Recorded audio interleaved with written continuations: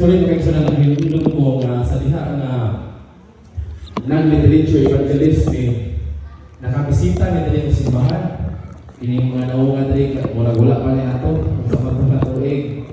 No, ang uban na ako dali. Katong hawid og may mga batanon, mga kaigsuonan.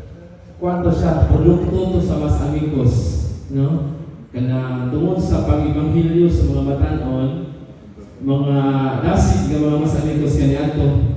Usa ka tuig na bautismuhan part murag 2018, 19 dito sa Mantika na kuyog nung siya.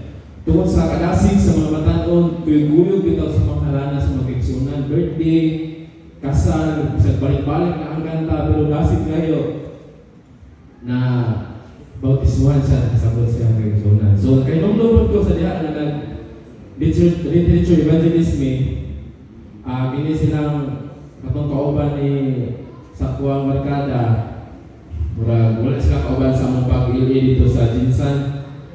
Makahinomdom kung kaigsuonan ba, ano bitaw ini kahapon, kung dili may tagaan ng bahin, murag mabaksay kaya bitaw gusto gyud mi udawat og bahin, pero karon kung kaigsuonan kung tagaan ng bahin, murag magtago-tago mag-ana na dugo-dugo na ba?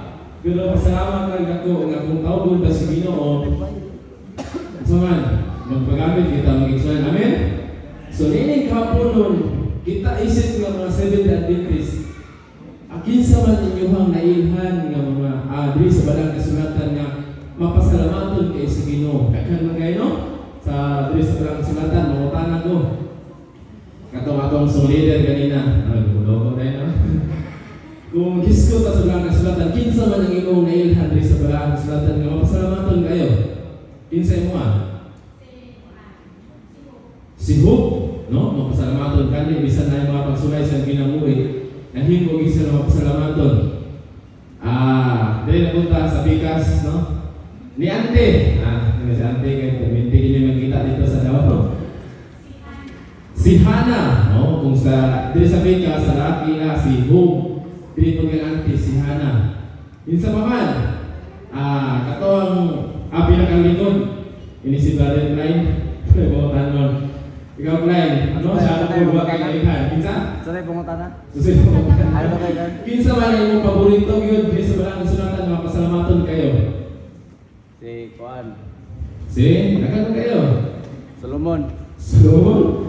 Ay, kuya yung ganan si Solomon, no? Ano ka? Kuya kayo ganan si Solomon. So, daghan ito, kung isko ta mga kaigsuonan, mga batan, daghan kayo, dili sa balang kasulatan, mapasalamaton kayo. Apan sa diha nga nag-abot ko sa Mountain College 2015 dito ko ni abot sa Mountain College kauban classmate ni Justin, pero kini sila la Jefferson Mendoza. Ikaw sir Hanley mura usa na ko dito 2012 wala kay sa dito nakita naman niya siya pero di na kami ko dito kay nag-working naman ko dito kauban kini si Pastor Gornes. Sa swimming pool ni siya na-assign niya ako sa parking ground. Dili kayo misuod, kailan lang sa mga naong, pero kanang sa naong lang ba, pero wala kayo sa ngalan.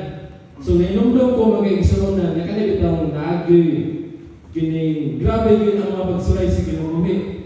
Kaya kini gusto yung tamang kabuod, mahuman yung ispila, kaya nangandoy ko yung busy. So, mo ito mag-igsuonan nga, nakawulking dito. Kini nga bersikulo, kini nga teksto, nalipid kayo ng kapunon sa akong ginabuhi. Sa diha nga, kani bitaw working ka niya, ang imuhang pagkaon dito, sinugod ba agad, anong ginagmay lang ba? Kunya, maulaw ko muking suod kay, kani bitang ulawon kay kagin, sabikan pa lang sa inyong simbahan, bisag makatahon ka, mabira pa ng bangko, tungkol kay maulaw yun. Pag-abot dito sa NBC, nadala naman ang mga kaigsuonan. Sa diha nga nahugda na kong sa cafeteria, kung saan naman yung ako ko, Ginoo, yung ako ginala dito sa NBC. Kung saan man ako meron nga wala dyan ko'y amigo dito, wako'y kaila.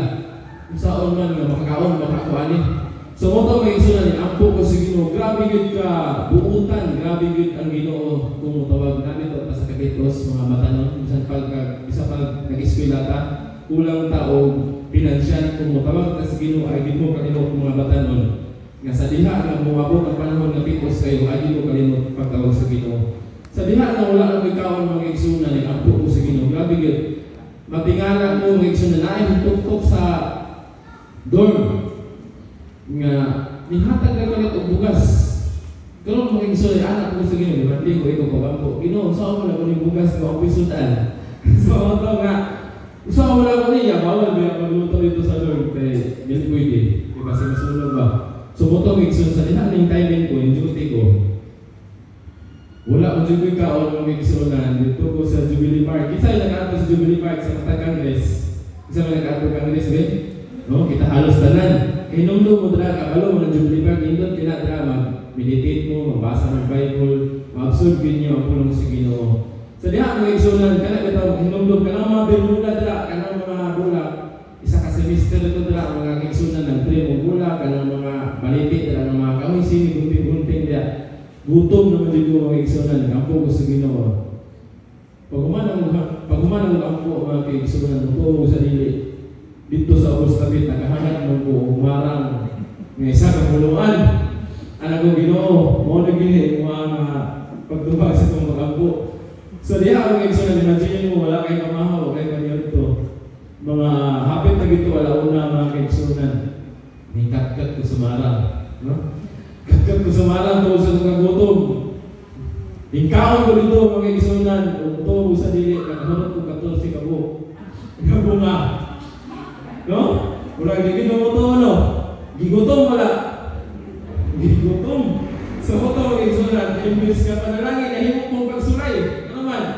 Sa diha nga nakahulog ko 14 ka bunga sa marang murag ko nalibong maglugos na itong naog. Grabe panalangin, no? Kaya tayo sa Ginoo. Related po ni sa ang ato ang naminsan ni Kapunon, makita din sa Salmo. Kung ano na may Biblia, balik ko sa pag-open sa Salmo chapter 100, no? Ubo na siya na chapter ng Kingson. Ganahan ko mag-misis sa isa ka chapter yun. Kini mo nga sigilan sa diha na si David gigugod siya ni lawan ito ba? Gigugod siya ni King Saul, no? Sa diha gigugod siya mga kaigsunan, gibati po niya ang kagutom, gibati niya ang kauhaw. Apan kung sa iya gihimo mga kaigsunan, imbis mga siya pagkaon, unsa man atong basahon din mga kaigsunan ato ning nahulam ng ko Biblia ni Bisaya gid sa Salmo atong basahon ang bersikulo 1 nagaingon diri panaghugyaw kamo nga malipayon alang kang Hiyuba nga pumuluyo sa tanan sa yuta sa kalipay panag-alagad kang Hiyuba lumuol kamo sa presensya niya nga may pag-awit, no? Dili day rason mga batan mga kaigsunan sa diha nga usaha na ito pagpasalamat sa Ginoo ba? Pinaagi sa pag-awit, makahimo ta sa pag-himaya sa Ginoo. Bisan pag usahay kinang mingunta na natin excuses ba nga ayabag, magkubalahan magkayabag-yabag, open sa piyanis, sa gitar, o sa panalya, o sintanada itong tingog, pero ayaw ka wala ka. Ano naman? Dili man ang ato ang tingog o awit ang ipag sa Ginoo, dili ang ato ang yun nga kagalingon nga pag so man, presensya yun nga di ato gihalad ang ato ang pag-awit nga ato sa Ginoo natin sa versikulo 3, sa Ginoo natin, ilhon ninyo si Yuba nga siya mao ang Diyos, siya mao ang nagbuhat ka nato o kita mga iyaman. Kita mo ang katawhan niya o ang mga karnero sa iyang sipsibanan. Versikulo 4, sumulod ka mo kanto sa iyang mga kanghaan uban sa pagpasalamat. No?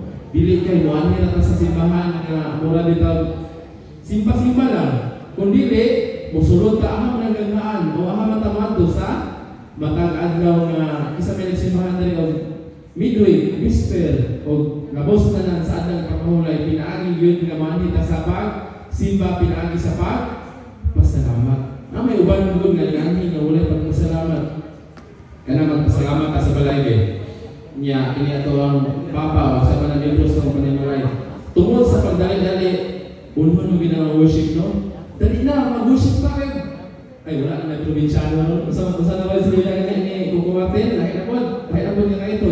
Patakya. Tungkol sa kadali-dali, lamo-lamo na ang kanta, lamo-lamo na ang leksyon. Wala na'y pagpasalamat nga tanong.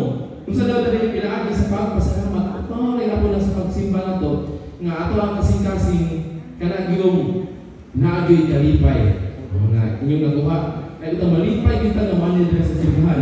Versikulo 5 na ito rin. Kay si Yuba maayuman ang inyong mahigugmaong kalulot, nagapadayon sa walay katapusan, ug ang iyang pagkamatinumanon ngadto sa tanan ng mga kaliwakan. Matinumanon day kay itong Ginoo, no? Sa diha nga magsimba ta, suklian ko tani. Parang gusto ginikanan ba? Kung buutan ta, gusto ko nanilhig ta sa balay, nagluto ta, tagaan ng allowance. Pura mo na sa ato nga amahan nasa langit, kung magbinuutan ta, tagaan ko taniya o ato ang pangayo. No? Hatagan ta sa tanan tong ipangayo mga kigsunan. So muna, kung maghisgo ta kung sa kuha lang ang kinabuhi magkigsunan, isip nga matanong sa una pang panahon, grabe gid ang Ginoo kung mangayo ta niya mo limang kita siya usa tong pangayo niya ginagihatag mga matanong.